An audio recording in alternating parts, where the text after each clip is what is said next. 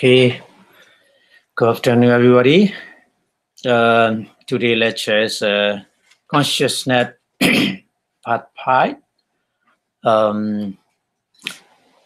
We learn about the consciousness because we need to know the nature of our mind. The more we understand the nature of our mind, the more understand the other as well. So that's why first we need to understand the nature of our mind.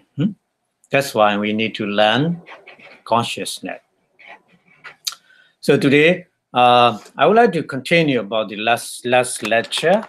We're talking about the nature of our mind, how to change from condition to condition.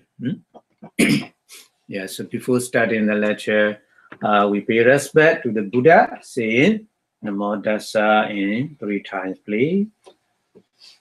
Namo Tassa Bhagavato Arahato Samma Sambuddhassa.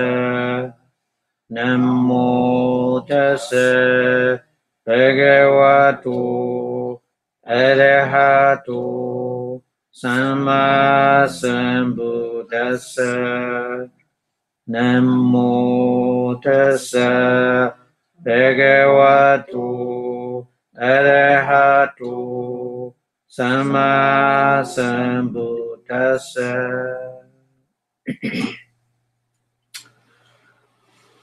Thank you, everybody, on turning our lecture, our class.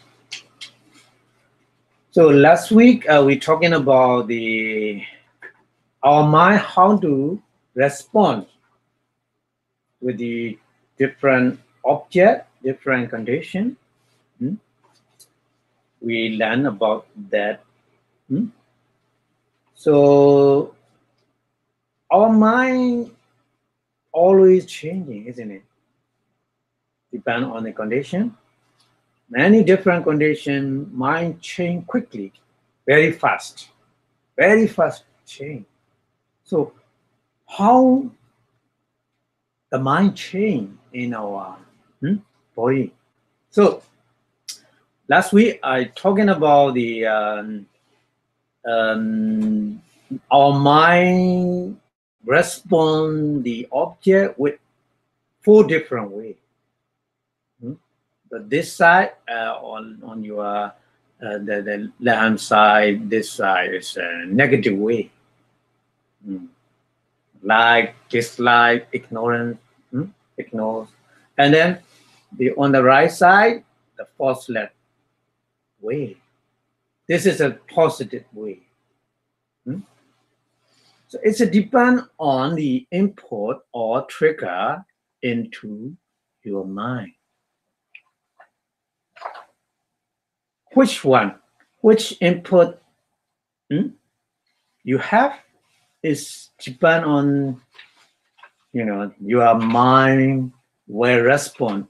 Sometimes like, sometimes dislike, sometimes ignore. This is in the negative way. But there's sometimes the faultless means very mindful and understanding. Mindfulness and understanding. Yeah. So depend on the input, there's a process of mind, there's a determining consciousness in the process of our mind. So determining consciousness make the decision that way or that way.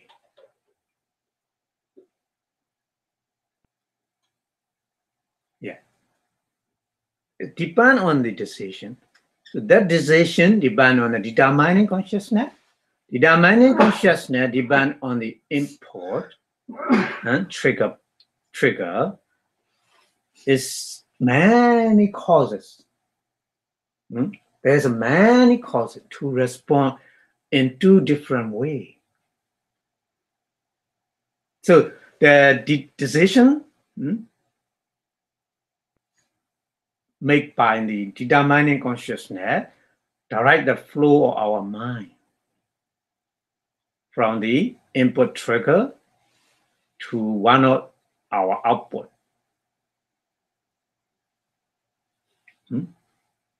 One of our output, we respond like this in our daily life. Yeah, that diagram is very simple. But mind walking in the process, many process, very, very complicated. Because the nature is many conditions. We always depend on that condition. Yeah, our body and our mind. So that's why we need more about that diagram. Okay, so that's why today I would like to continue in detail. What is the trigger? What is the input?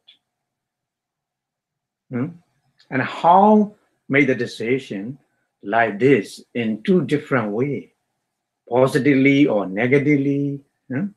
Yeah. Okay, so here we have things, isn't it? We have the 5 things do: eye do, ear do, nose do, tongue do, body do. There are 5 things do. So sensing means from outside stimulation, visible object come to your eye, sound come to your ear, smell come to your nose, the taste come to your tongue, and then the tangible object come to your body. So these things happen automatically. The automatically means it's depend on the kamma, past kamma. Why we say that? In our life, there are so many things we cannot count. It's depend on the sometimes the things is a very good, desirable things. Sometimes undesirable things, isn't it? So we cannot choose. I would like to accept only desirable things. I would like to only accept undesirable things. Could you choose like this? No. That's why we say automatically.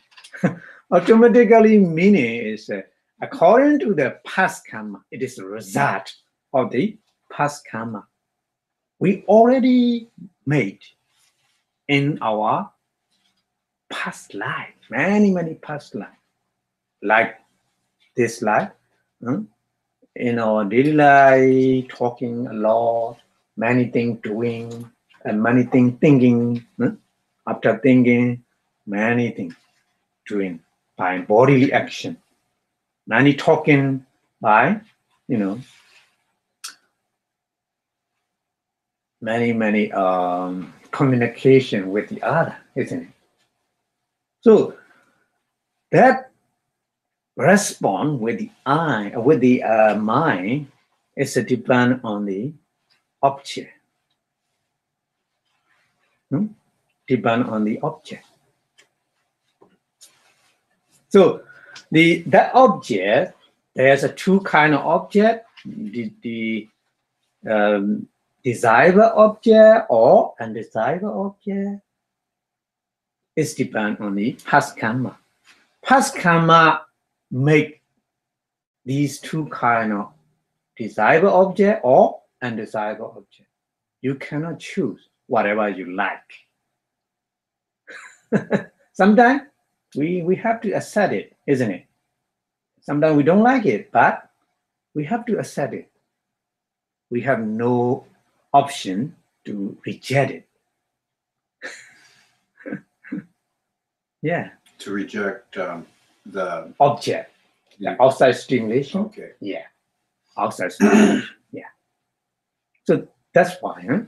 That's why the thinking is a result of the past karma. We need to understand like this. And the past karma is could be from this life or previous lives. Yeah, it's from this life past, many years ago, or in many previous life. Yeah. Okay. Yeah, we don't know which one come to us. It depends on the power of karma. It depends on the function of karma. Yeah. Some karma has a very powerful, so they have a first priority. They are very, ready. They are ready to give the result because it's very powerful. That kind of karma, trying to give the result at the present life.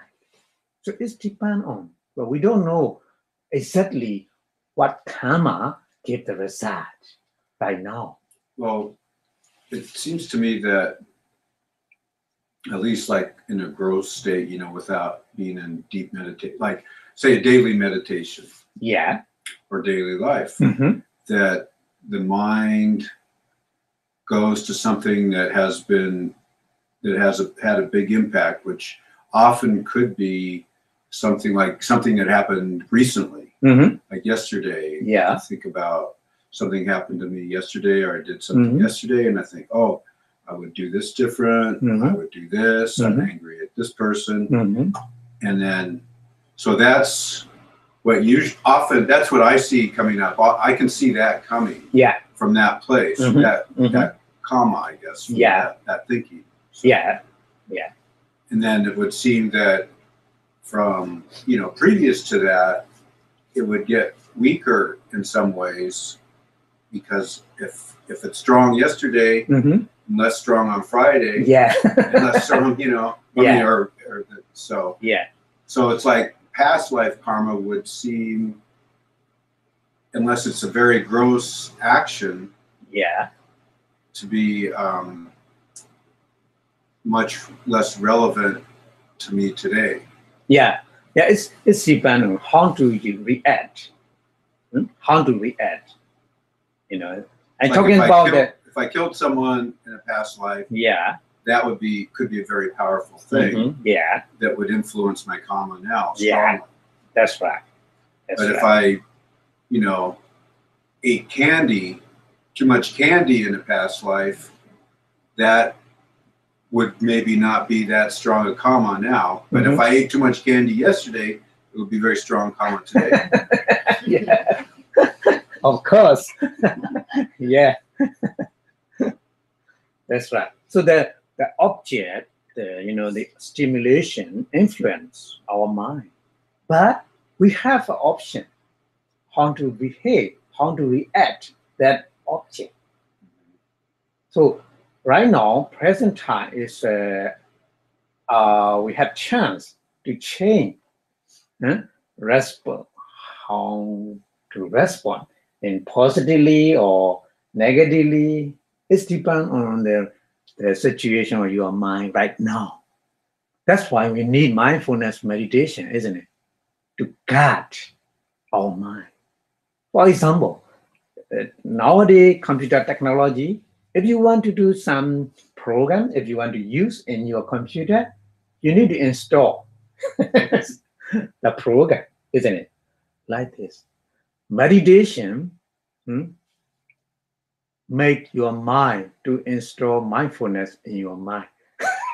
The practice of meditation is to install mindfulness in your mind. If you install mindfulness in your mind responds positively. In the decision box, I show you previous decision box, the faultless direction. You will go to the faultless direction with mindfulness. Okay. This is a very, very, benefit, very, very good benefit we can get from the meditation, mindfulness meditation. Yeah. Okay, so the sense is an influence. That's why the Buddha, there are 24 universal conditions. The Buddha said, in the universe, there are 24 kind of universal conditions. We say patthana in Pali. So object condition is one of them. Object condition, aramana paccaya. Aramana paccaya, object condition is one of them. Influence our life.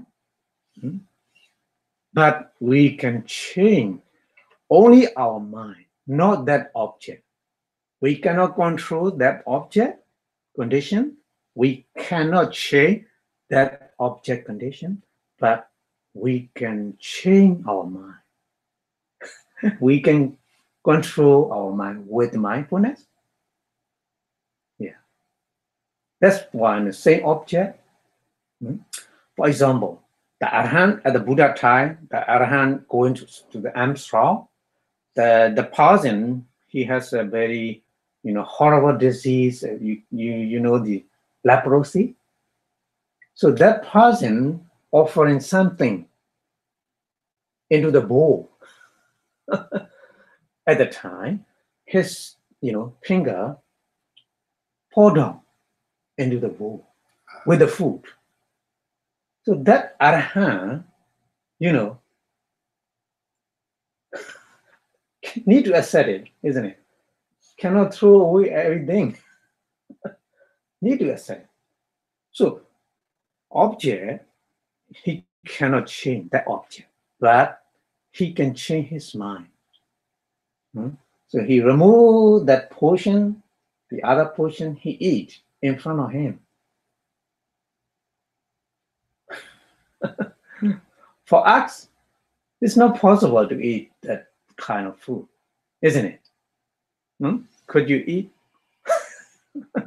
Because we would be have aversion to it. Yeah. But the Arahant, their mind is so already train their mind. So the response is totally different. Arahant and then common person. You can imagine. So that's why I told you. Their mind is very powerful. The mindfulness very strongly powerful mindfulness. So their mind change differently, oppositely to the common person. Common person, all is horrible. Throw away. Cannot eat. No. But the Arahant, just only the portion he put aside, and then the other portion he eat. So you can imagine, we cannot remove, we cannot, stop the object, but we can change our mind. Yeah, it's depends on how we practice with the mindfulness. Yeah, that's important. So the sensing in the decision box, input trigger is a sensing. Input triggers into the decision box. So the reaction to what is thing create a new kamma. That's problem, another problem. We react not only just react, but also with the new kamma, with this reaction. When we respond to that object, not only just reaction, but reaction with the new kamma. So the problem is new kamma give us the result, new result in the future. That's why we rebut again and again. So round or rebut samsara is generated. Yeah.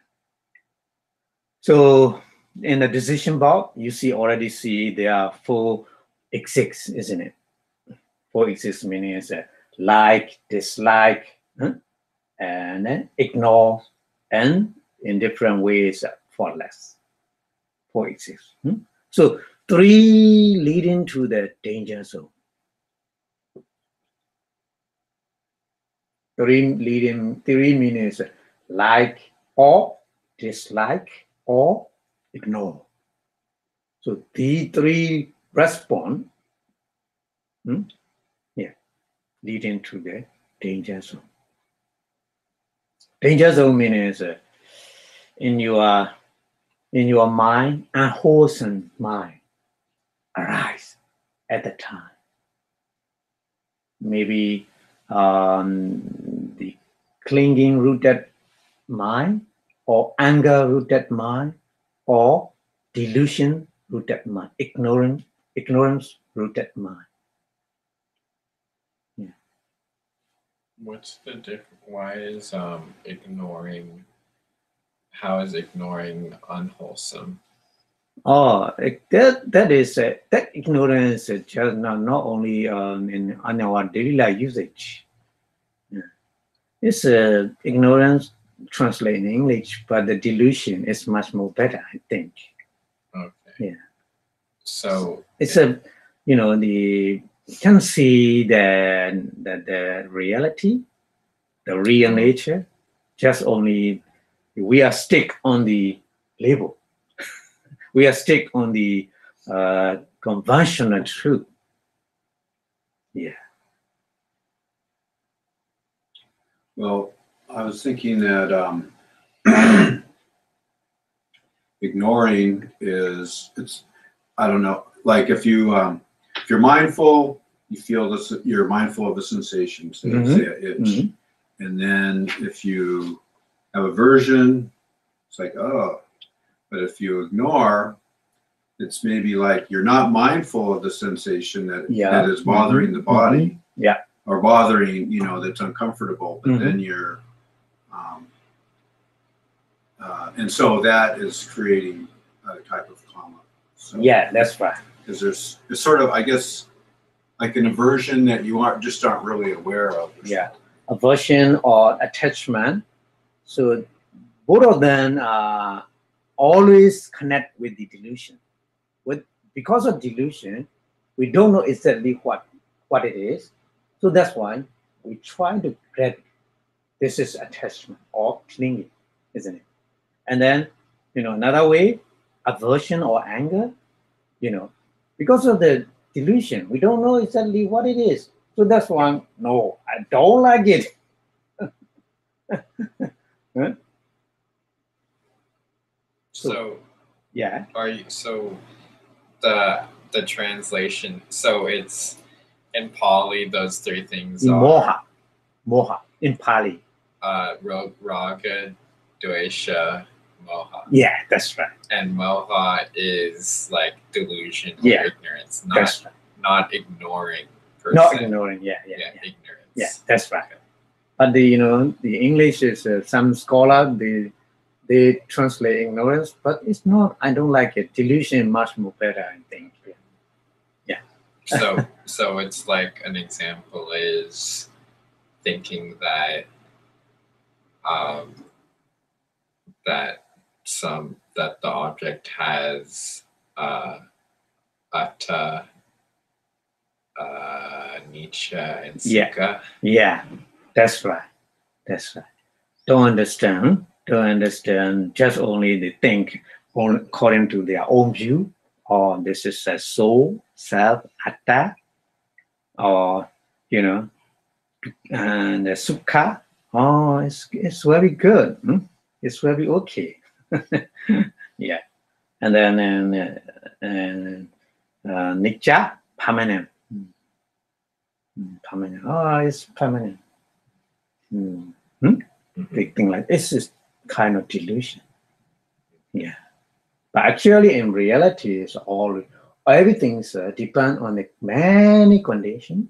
So that's why they are not permanent, because there are many conditions. They depend. If there's no many conditions, they disappear automatically, naturally. Yeah. So if you understand with mindfulness, every mind moment like this, so we can easily remove the delusion. Yeah. If you remove the delusion, we can easily remove the other two, aversion or greed. We can remove it because we know what is in reality. Yeah, I will keep the example, very, very simple example. Okay, so there are two kind of the four exits that we can calculate. We can classify into two. Three leading to the danger zone, one leading to the faultless zone. It's depend on how you use respond without mindfulness or with mindfulness. Without mindfulness, three leading to the danger zone, unwholesome. With mindfulness, only one result, one fruit, leading to the faultless zone. So that's why we need to install mindfulness in our mind. Yeah. Okay. So the new mental object is a new input or trigger. After you getting the outside stimulation, many different objects, and then that object again in your mind many times by thinking. Yeah.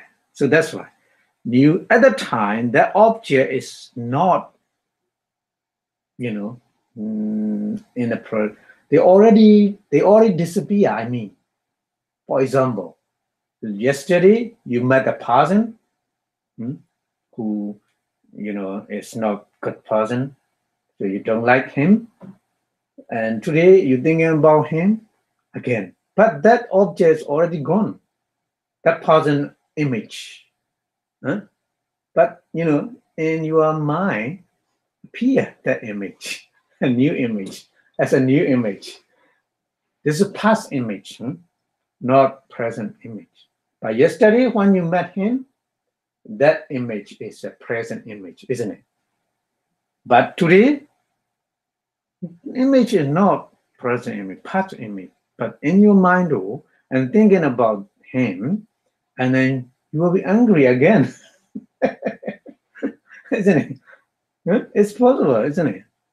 Yeah. So that's why new mental object is new mental input and trigger of the thinking process, causing new reaction again and again. Without mindfulness, again and again, it's happened. Very dangerous. Response leading to the danger zone. You are stay in at home, but you think, oh, it's safe, but your mind is in a danger zone. Your body, maybe you think, oh, it's that place, my home is no danger. There's no danger. But thinking about him, and then you angry again and again with that object, your mind is in danger zone, not safe zone. We need to understand like that. Okay, so the reaction, the reaction of one thinking process became the object of next thinking process many times. We cannot count it. We need to understand like this. Our mind is like this. We behave like this always. Object accept and keep in memory with the perception. A new object later came to our mind will appear, and then that meaning is that we're thinking about that again and again. Sometimes very difficult. We know that this is not good, but automatically mind catch that object again and again and again. You can imagine mind Very strange. Very, very strange. We know that it's not good. But automatically mind go that way, thinking about him again and again. It's waste of time. We know that, but there's no mindfulness. Mind like a monkey, very wild monkey in the forest. So that's why we need to train our mind with the mindfulness. So, at that time, my obsessed with many things. So my so brittle, so fragile. I mean, the little thing at the attack to the mind react very strongly in negative way at the time. That means mind is so obsessing. Yeah. So I would like to give the example. This one is a very, very useful one to represent in our daily life. You see that here is kind of the eye and invisible. Oh, sorry. Eye and invisible object. This is for our eye, and ear and sound pair. Nose and smell, tongue and taste, body and touch.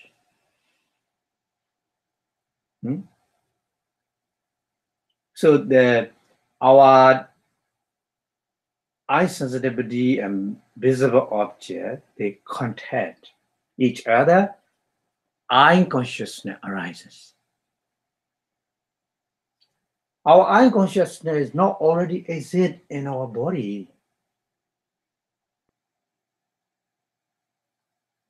What do you think? Your eye consciousness already exists in your body? No.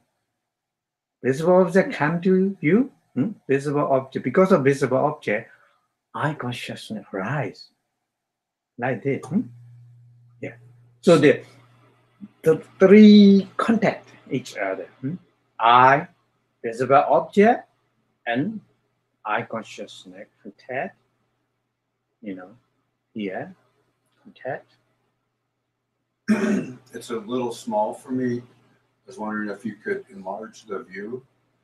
Maybe go up to the view and do the full screen or something at the top where it says view.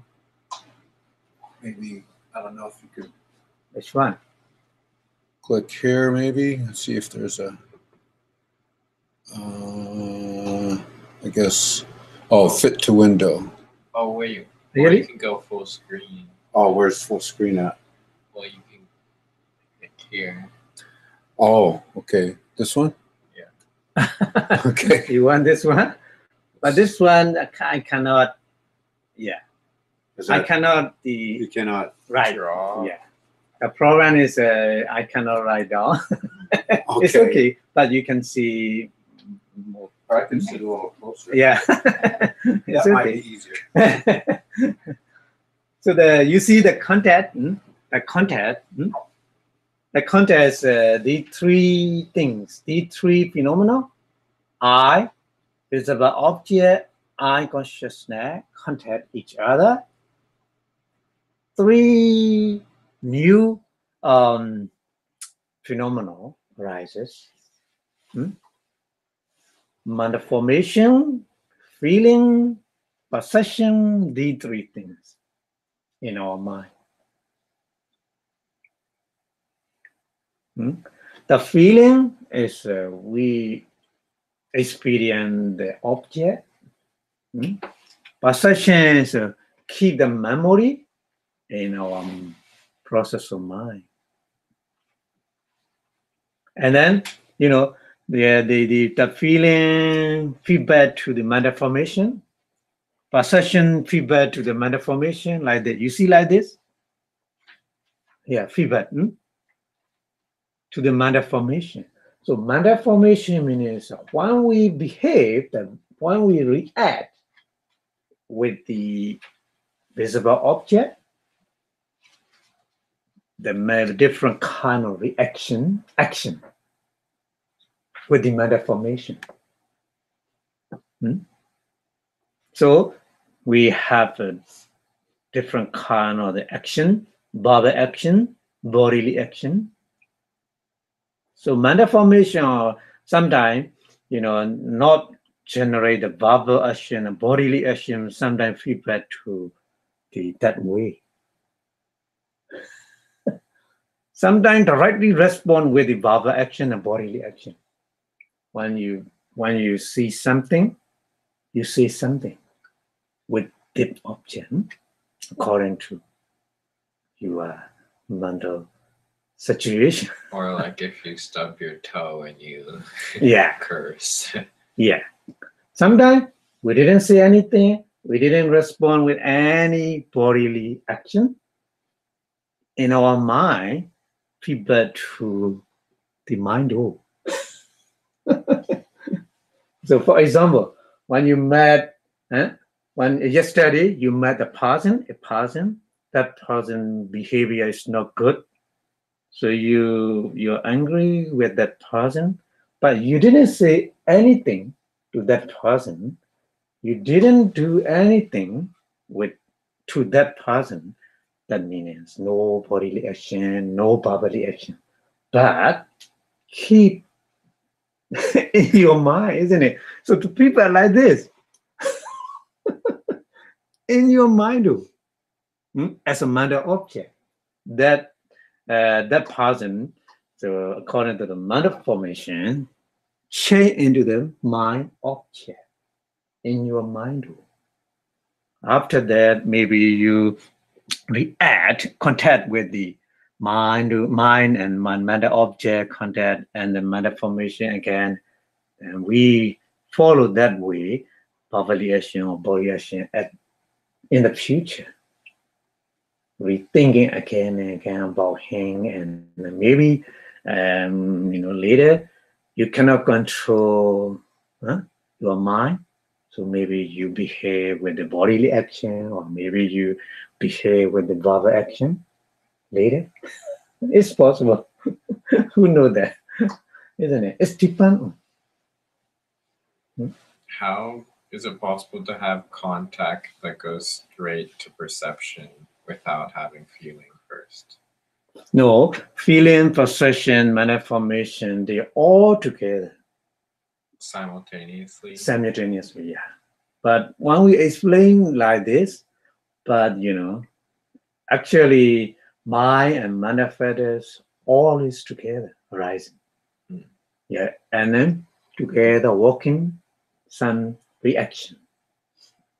Only mind, only one kind of mental factors, for example, feeling, cannot fully react with the object. So to make the fully reaction, we need certain amount of the mental factors, not all.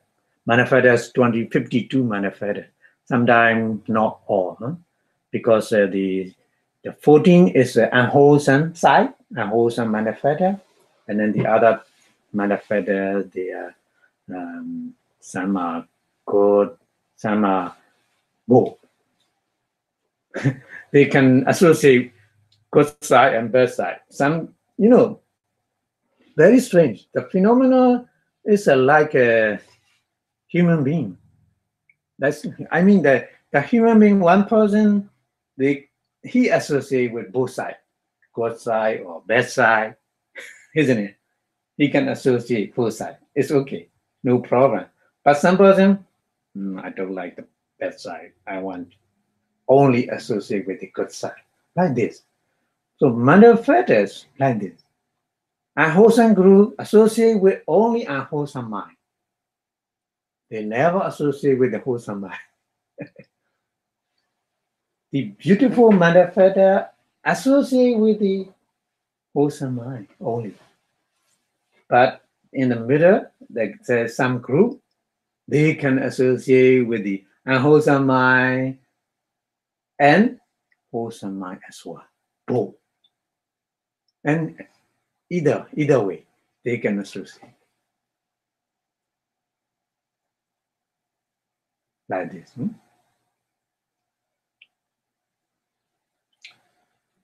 see.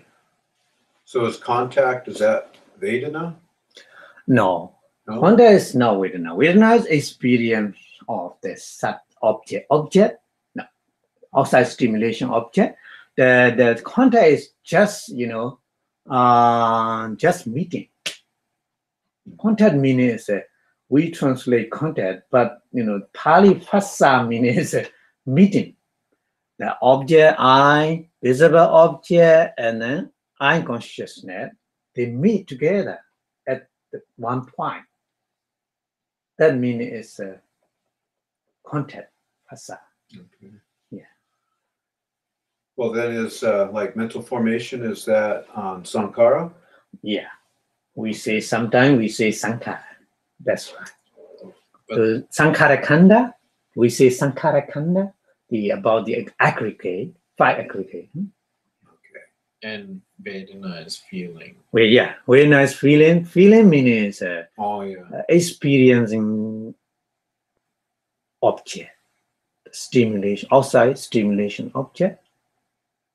And the feeling can be categorized in 3 different ways. It can be categorized in multiple ways, right? Like 2 ways, 3 ways. Yeah, it's one the feeling associated with the mind. So the mind maybe like or dislike or delusion or faultless. Or it's depend on the Vedana. So there's 5 kind of Vedana we have. In the Abhidhamma, the Buddha explained there's 5 kind of the feeling. 2 kind of feeling is associated with our body. Sometimes when you cut your hand, what kind of feeling you have? Unpleasant.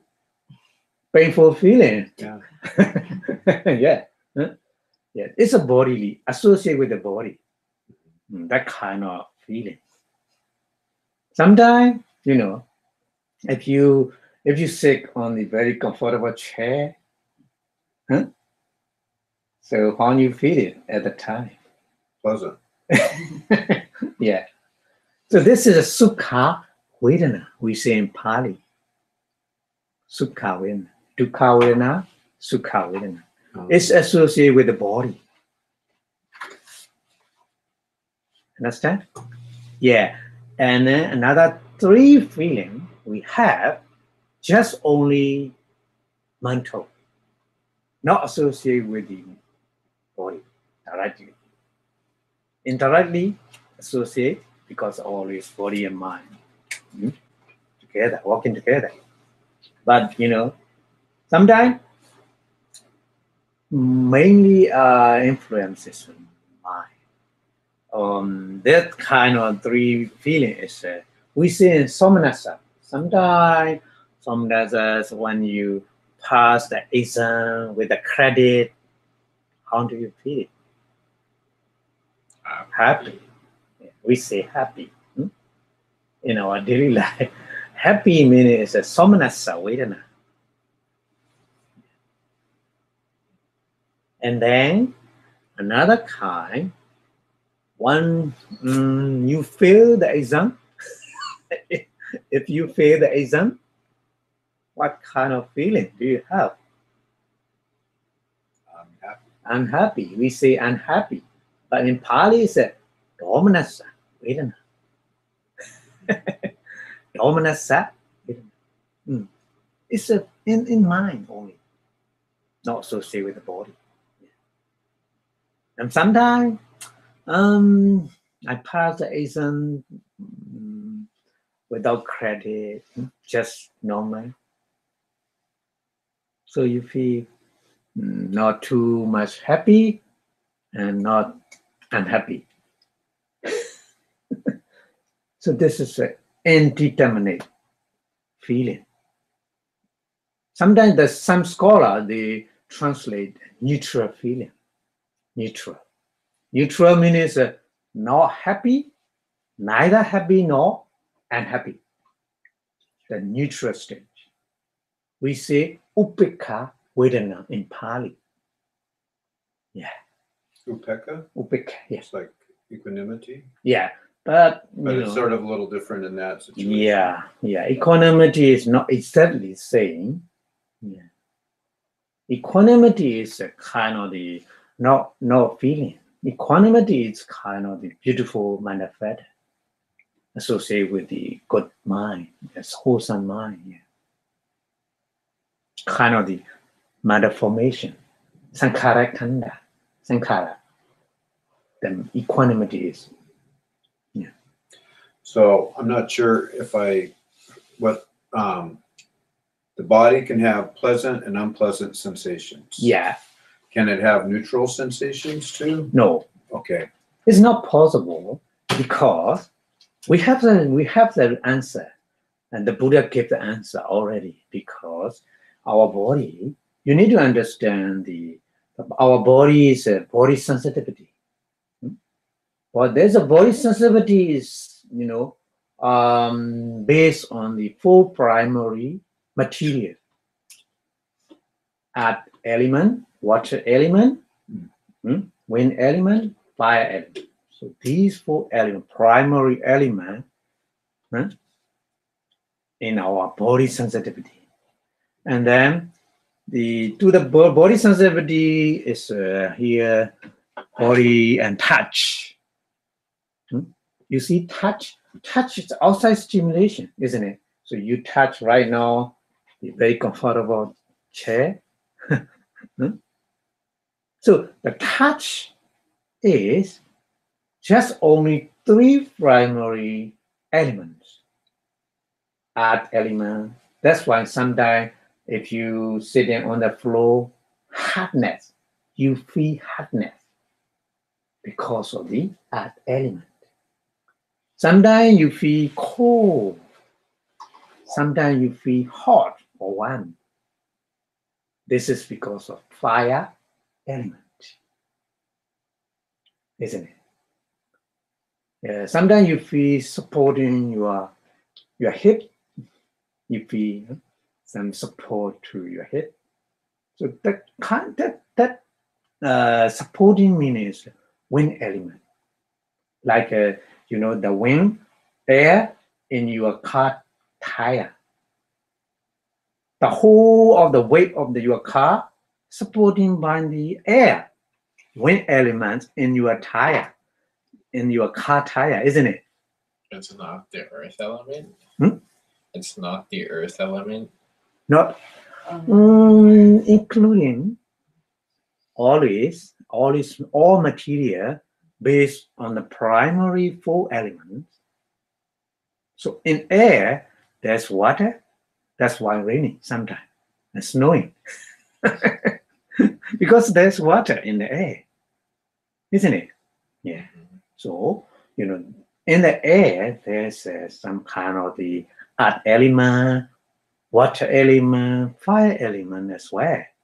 But in air, the air element, wind element is predominant, dominant. The quantity is much more, higher than the other three. Understand? Yeah, that's why.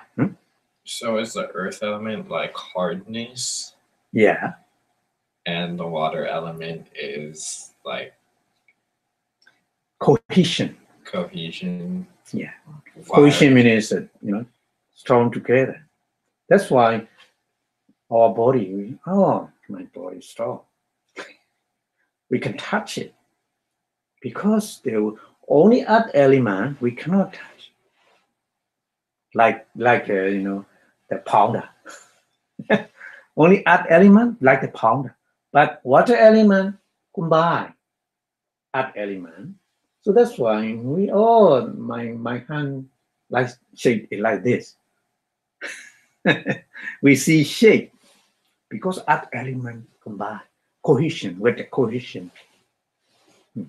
And fire element is heat. Yeah. And Heat means to both sides. Sometimes very hot, sometimes very cold. So that's why in ice pan, we say ice pan. Cold, but it's burning power there. So the fire elements has a burning power. And air is movement. Movement and supporting, sometimes supporting, like you are in your car tire, support. And moving. So moving is my right now my hand moving because of the air element in my body. Yeah. So mind produce that wind element to move like this, and then your heartbeats, automatically, isn't it? Regularly, your heartbeat, because wind element, the movement, any kind of movement in our body, inside and outside, because of the wind element. There's no wind element, we cannot move. We have no ability. We think, oh, I can move whatever I want. I have the ability. And we think like this. But if we remove the air element from our body, there's no ability to move. You can do inches, 1 inches. We cannot move. So the touch is only 3, no water element. Water element, we cannot touch it. Cohesion, because of water element is a cohesion. Just kind of energy of cohesion. So that's why we cannot touch it. Only we can touch it. Oh, this is a hard. This is a very smooth. Yeah, we feel like this by touching. Sometimes, oh, very cold. The water very cold. The water very hot. We touch it. Only fire element, isn't it? Hot and cold is a fire element. Yeah. And then the wind element as well. So the wind blow to your body, you feel, the windy, moving. Yeah. So only 3 touching. So, I mean, your question is, when we touch, why just only painful feeling and painful? Yeah, and painful. Why? But because why there's no neutral feeling? The question is, isn't it? So these, primary elements, when they met, contact each other, very strong. Very strong. That's why we cannot stay in a neutral condition. The feelings go to the painful feeling or unpainful feeling. We cannot, between then the neutral feeling is not possible. Because very strong. Primary elements are very strong when they met, when they contact each other. Understand?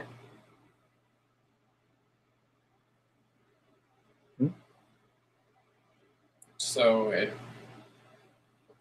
it possible to not have a place on your body where you can't feel anything, or you're not feeling anything? It depends on your mental training with the mindfulness and the concentration. It's possible. Like, in right now, medical, medical technology. When they made the operation or something, something to do in your dentist to remove your tooth, so they inject what kind of injection? Do we numb? Yeah. Yeah. Do we numb? What for? So you don't feel pain. Yeah. It's a physically they use. And another thing is when they made the operation, the patient kind of the unconscious. But just for interval, isn't it? Not forever. We cannot do that. Maybe that patient will die. So we use in the medical, like this. And if you train your mind with mindfulness and concentration, you can, like this, no feeling, no sensation. Yeah, because mind and object at one moment, one mind and one object set. Like a computer, the processor, one data passing the processor at one moment, only one data, not many. But the processor very quickly, processor can process, they can, because of very fast, but at one time, one moment, only one data pass through the process. Like this. Our mind, like the processor, just only one mind accept only one object. No other object at the time, at the moment. So if you train your mind with the concentration and mindfulness, your mind focus on that object, the other object, there exists, but not in your mind.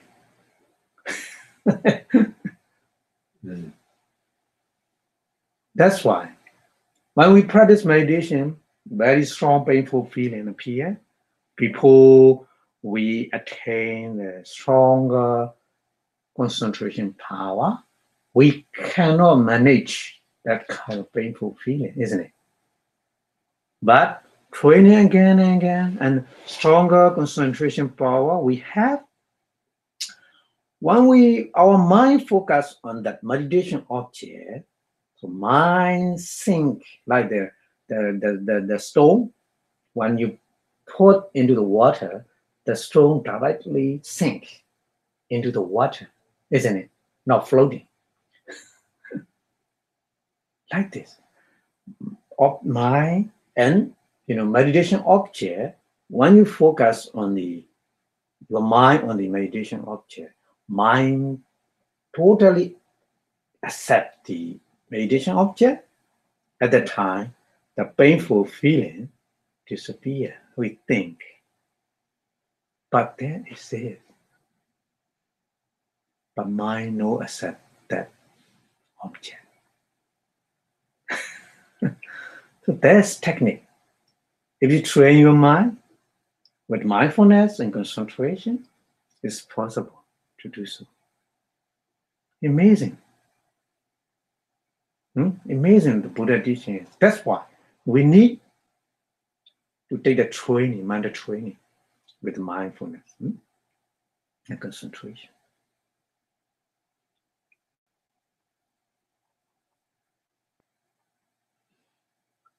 So when we behave with the verbal action and bodily action, the kamma, the new kamma arise and then generate a new result to us. That's when somebody, I don't want new life. I don't reborn again. But if you cannot stop the new kamma, it's not possible. That means if you don't practice mindfulness meditation, new karma automatically produce and give the result in the future. So that's why we need under training in our daily life. It's very, very important. Yeah, not to getting the new karma. If you apply the mindfulness, new karma will choose and finally disappear.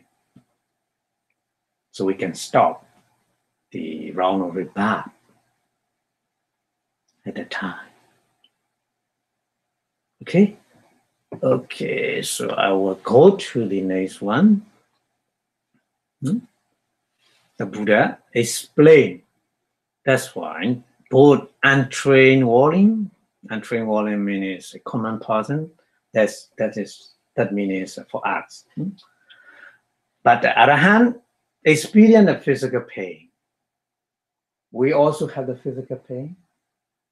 Other hand, the Buddha also physical pain because we have a body. So, but the problem is, the difference is, untrained worldling, the common person react to that physical painful feeling with aversion, with anger, causing an unpleasant mental feeling. We say, dominance, unpleasant mental feeling. That unpleasant mental feeling causes more unpleasant mental feeling again and again. If you thinking again and again that one.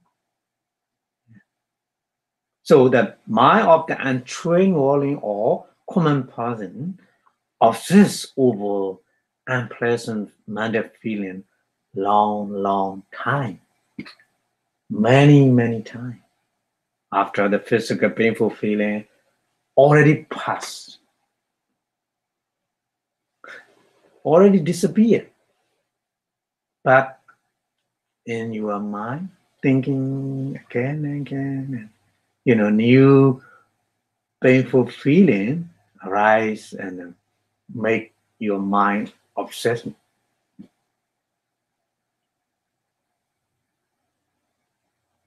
So the Buddha used the simile of the being, a person stuck by a dark arrow, once in the case of the Arahant as well. So what's different between the common person and Arahant? Being stuck by the dark many times in the same spot, in the case of the untrained worldling or common person. Common person means that there's no training, minor training. So many times. That if we allow the obsessive thinking to dominate the mind, the experience of physical pain quickly become the personal life or as my pain. I'm pain, or it is painful to me. And when you practice meditation, painful feeling arise. You feel like this, or it's my pain, or pain. I don't want to accept it. I don't like it. And I'm trying to remove that kind of painful feeling because this is my pain. We think like this. If we don't understand the nature of the painful feeling, that's why the Buddha said you need to focus on the feeling as well. Vedana Nupassana. In the Pali, Vedana Nupassana means you need to focus on the feeling and make the training with painful feeling. Not only painful feeling, but also the other different 5 kind of feeling as well.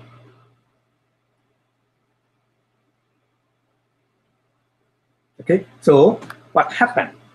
Developing the habit of the depersonalization. Depersonalization meaning if you focus mindfulness and focus on that painful feeling, so if you understand the nature of the painful feeling, or it is impermanent, just feeling. It's not mine. It's not me. Just only experiencing that sensation. Just only changing, all the changing. So if you see like this, we say, well, depersonalization. No person, just only phenomenal, isn't it? If you understand just only phenomenal, we say depersonalization. So depersonalization, the experience of painful feeling, physical pain, can be very beneficial at the time. To get this kind of benefit, which we need under training, we need mindfulness meditation.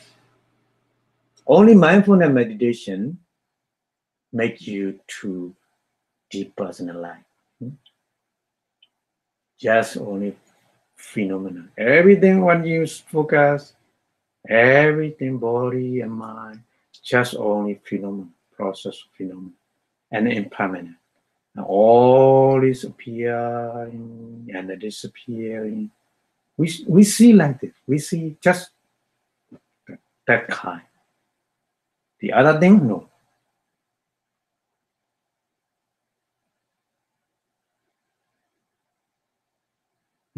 So that can be done by practicing labeling the experience with the core detachment or mindfulness. As a pain has arisen, just pain, pain. Focus on that.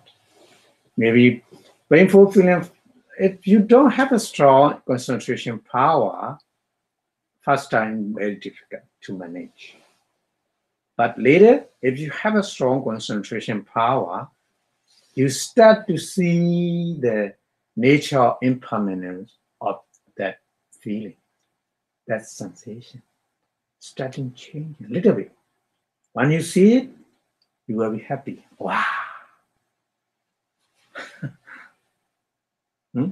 Totally different before and right now.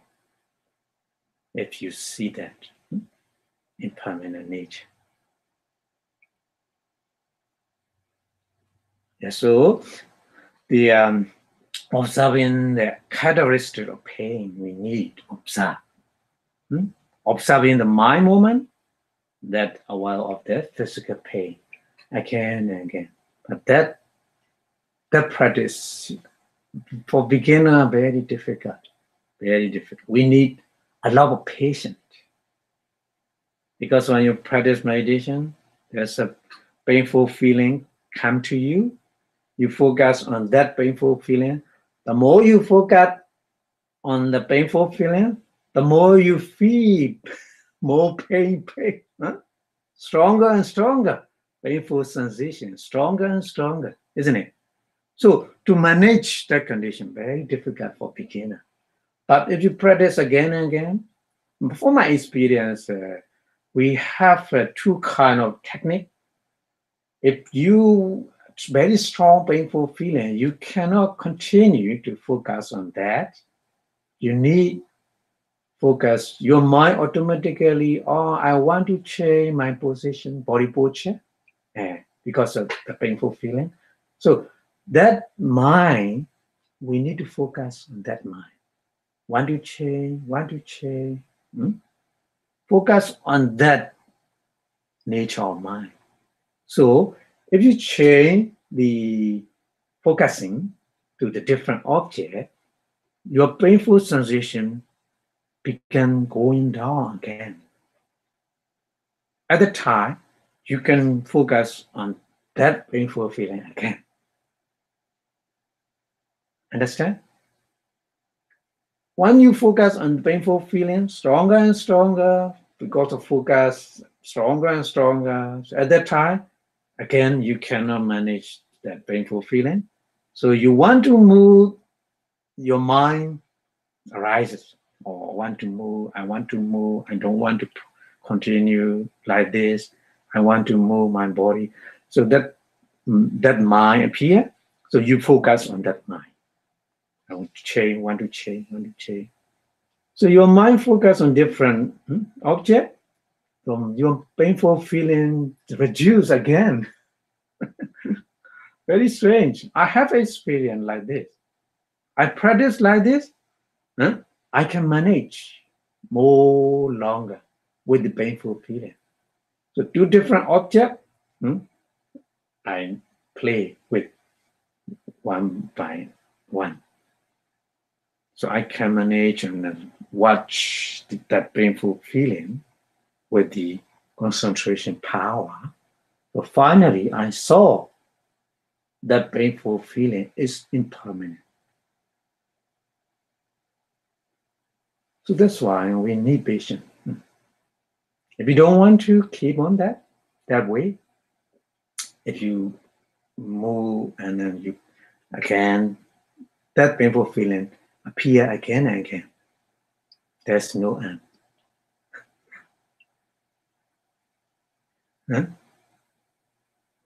Okay, so that's why we need to practice like this, because we need to understand the nature of painful feelings. So that's what the Buddha is explaining. Physical pain is an inescapable aspect of the human experience, human existence. We cannot avoid the painful feeling because of everybody have a body. There's a body. There's a painful sensation. It's a nature. So we all experience physical pain. For many people, physical pain arises near the time of the death as well. So at the time, very difficult to manage. So learning how to depersonalize right now to experience all the physical pain with the practice of mindfulness meditation. We have option. We have preparation. So the experience of physical pain now can be treated as a rehearsal before we die to reduce the chance of the unwholesome last mind moment. Last mind moment with the abortion, very angrily, it's not good, isn't it? So that's why we need preparation. This is another reason to practice mindfulness meditation. And then, so I would like to explain a little bit more today with the different sutta. The sutta name is Madhu Pendika Sutta. Madhu means honey. Yeah. Pendika means kind of the ball. So Madhu Pendika Sutta means the Buddha kept the name as a ball of honey, piece of honey. So that sutta, the Buddha, because the Buddha, give the Dhamma talk, that sutta is once upon a time, the Buddha is asked by the arrogant lay person. So that person didn't believe the teaching of Buddha, so he tried to ask to the Buddha, what do you teach?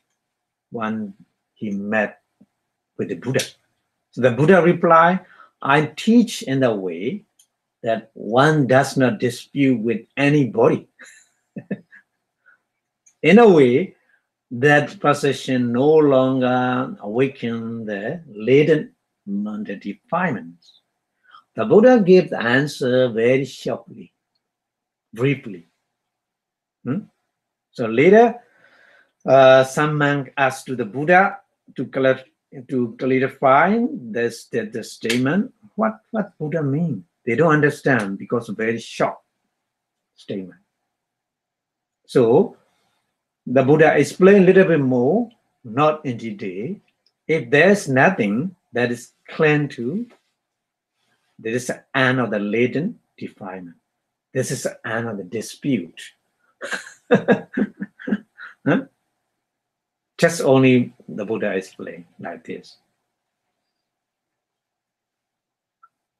So the monk, they don't understand. So the monks are very, very confused. So that they approach to the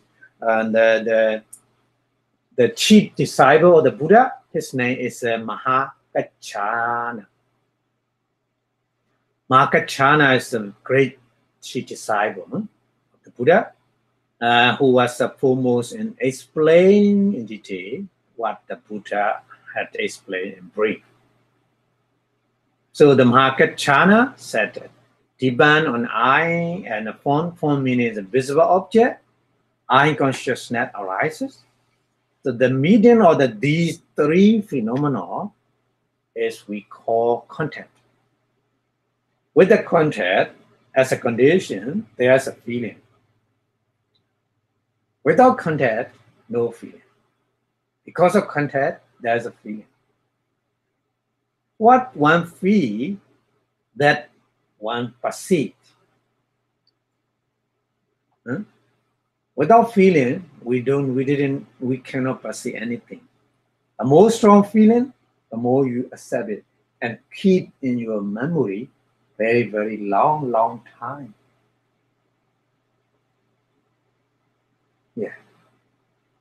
So the process like this, they are working together simultaneously, but the Buddha explained, the Mahakachana explained one after another, but actually they together simultaneously.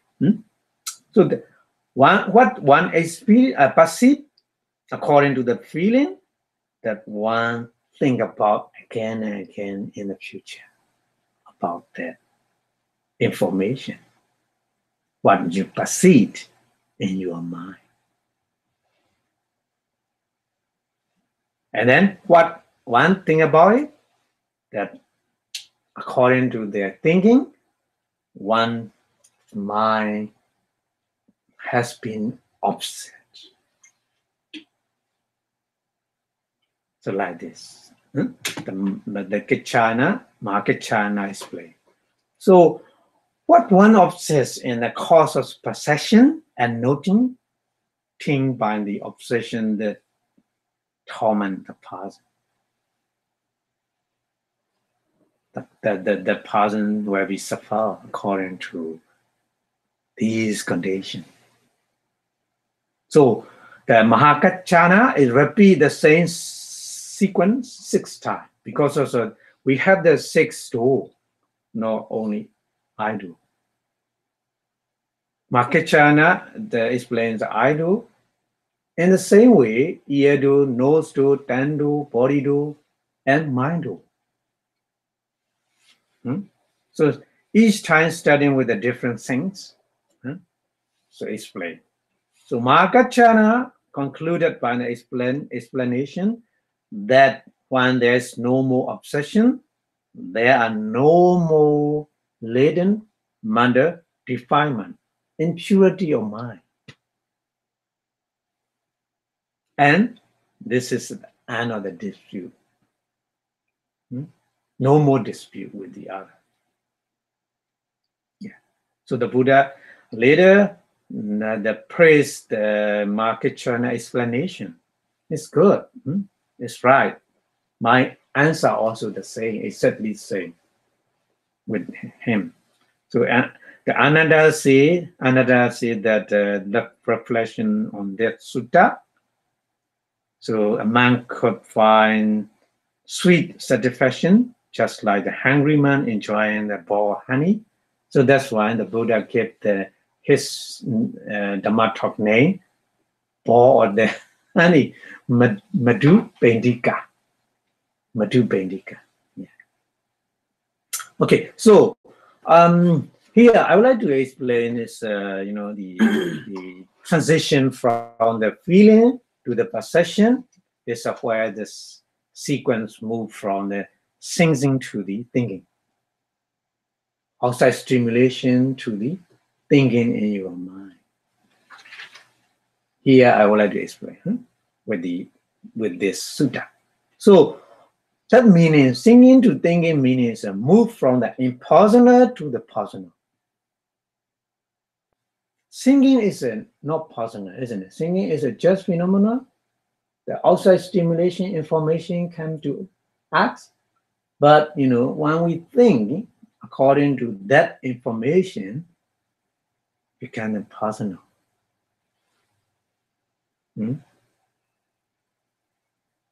I feel because of this, because of that.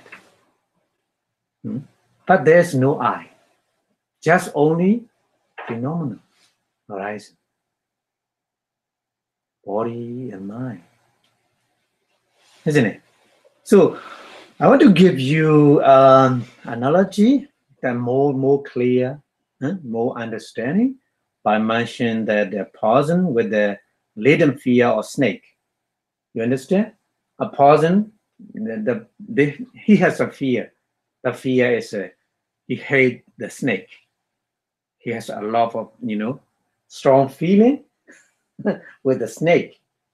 So that latent fear of snake with that man, the man's walking down in a very dimly lit path at night, so that the light is not enough to see something clearly at the time. So there's a quiet of the road ahead of him. So when he saw that quiet road, what he feel, what he received, the possession, what do you think? Yeah, we say it's a distortion. Because of the latent fear of the snake, the shake of the snake when he saw already latent the fear of the snake generate the possession, already perceive that kind, so generate that information again. So he think, oh, this is snake. Maybe he shouting. Maybe he trembling because of fear, isn't it? So you can imagine. The problem is like us. See, not that only that person. We have a latent fear or other, unwholesome manifesto we have latently. We don't know. But different, what kind of, maybe you are in the fear more strong, maybe clinging more strong, maybe delusion will be more stronger. We don't know what kind of latent defilement we have. So his latent fear causes the man to misperceive the road as a snake. Very interesting. So at the time, that misperception together with his latent fear, because the man think about the snake already. So that wrong thinking or distortion, Vipasa, together with his latent fear, convinced him the snake, and at the same time, fear arises in his mind. And then maybe he responds with this misposition. Maybe he trying to kill the snake, but it's not snake. But he behave. He will behave like this, isn't it? So you can see the misposition is a first step in the mind spinning off of the control at the time. Our mind like this always. If it is we don't have the practice of mindfulness, we behave like this, like that man. So even if it was actually a snake and he perceived it correctly, his mind would still be spinning out of control. Is that True. Hmm? Even if instead of it being rope, it was actually a snake. Mm-hmm. So he didn't misperceive it. He perceived it accurately.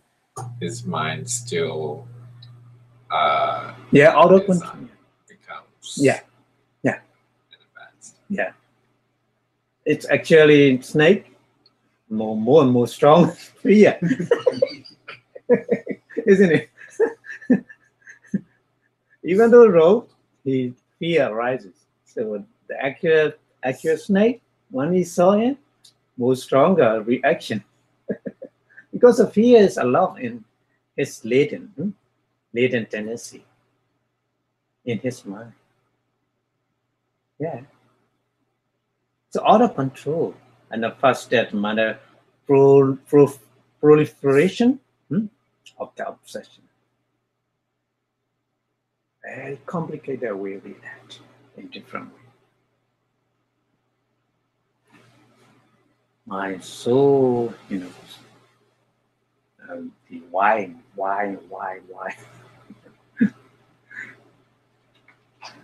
Yeah, so that's why we need the training. Okay, so the other sutta, Buddha explained a little bit more in that misperception. The misperception is a root of the cause of wrong thinking. We need to understand that one. Misperception cause the root of the cause of wrong thinking and an untrained worldling, common person. If we don't have a practice, so ego receiving, driving the craving, and conceit and subdue, distort how we think by twisting experience too much and egocentric view or personality view. We say in Pali Sakaya Ditti. So the untrained worldling or common person does not fully understand the object so that they take a delight in it or maybe dislike in it. But the Arahant has fully eliminated the sub-view or Sakaya Ditti or personality view. So he directly know rather than the misperceived. Because he has no misperceived, directly know what the nature of the phenomena. That's why the Arahant fully understand the object already. So that's why he removed all latent tendency, all kind of latent tendency. So that's why when he responds according to the object is faultless. So he does not take the delight in it. He does not hate in it as well. Delight and hate is just kind of the very, very thin boundary. Delight and hate. Very thin layer between delight and hate. If you see it, no value. Both delight and hate. Well, another analogy that I've heard is that it's like two sides of the same coin, craving and aversion. So, like if you're hungry, you could have aversion to the pain of hunger, but you could have craving for food. Yeah. So, or craving to end the hunger and to stop the pain. So, yeah. As well as for pleasant sensations. Yeah. Yeah. That's right. Okay, so that's why the imagine that the person is walking down the street, a visible object, very small patch of the color, repeating impinging on his eye. So as a result, eye consciousness repeatedly arising together with the contact and feeling in his mind. So the mind can start the process of perception according to that color And then the things or the in front of him is glued together from all these small pieces of the color. And then his mind start recognizing the shape.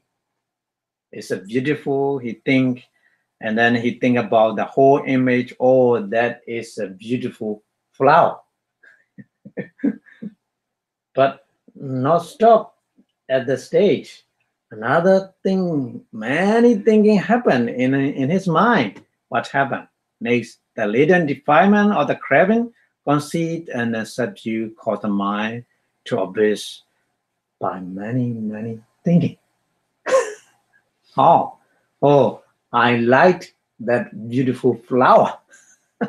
And then I like to get, and my wife also liked that flower, so I should give that flower to my wife.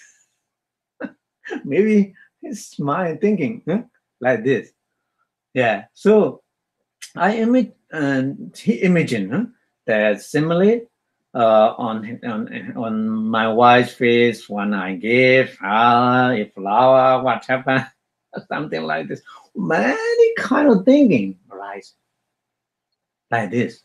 I cannot mention fully what happened. Anything possible, isn't it? So you can see how his obsession in his mind caused him to lose the touch with the reality of the present moment, isn't it? Present moment just kind of the color is a visible object, but thinking is totally different from the original object. Far away, very far away from the reality, isn't it? So that's why it all happened in the fraction, in a second, because mind so fast, so quick.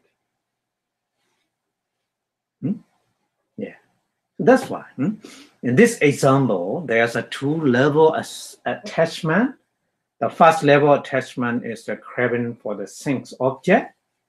Those are very small pieces of color in the flower.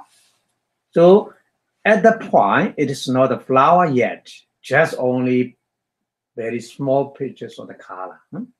It's simply the stimulation of the senses.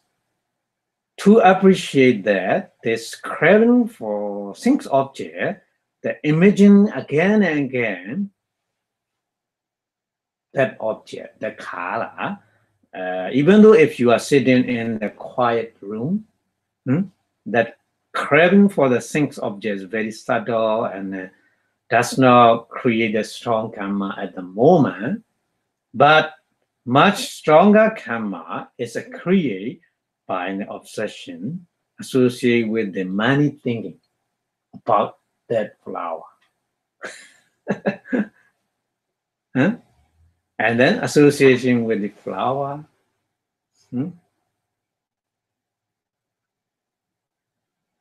But the flower is you already see and disappear. But in your mind, again and again, like this, reappear, reflect, and think in many different ways. So your mind's obsession that way. Okay, so how will the mind of the Arahant function in that situation? Eye consciousness together with contact and feeling will arise in the mind of the Arahant as well. Just as they arise in their mind. However, the Arahant directly know that arise as a mind, nama and rupa. Just he know. Just seeing color is just the rupa, and then knowing that color is a nama. The Buddha, the Arahant fully understanding, just only phenomenon. So the Arahant will see the name flower, but without any obsession.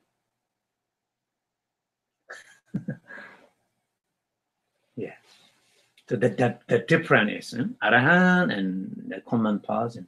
So I mentioned the Buddha described the name, the world destination, the world's expression, the world's way of speaking, and then the world's description and the Buddha expressed himself, but without grabbing to them. So that means the Buddha never ever dispute with the wall. The wall always dispute with the Buddha. The Buddha said like this: I never ever dispute with the wall, but all dispute with me because they don't know reality. They don't know exactly what it is. The problem is, yeah. So if you want to, find a solution for that process, we need only one way. We have the mindfulness practice. Mindfulness meditation is only one solution.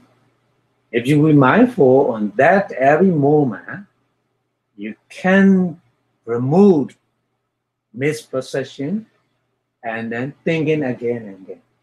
Because I focus on that moment, there's no thinking coming to you. No chance to right thinking because mindfulness take over many thinking.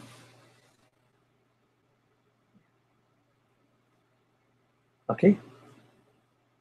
So I think today I will stop here. Maybe next week we continue. Okay.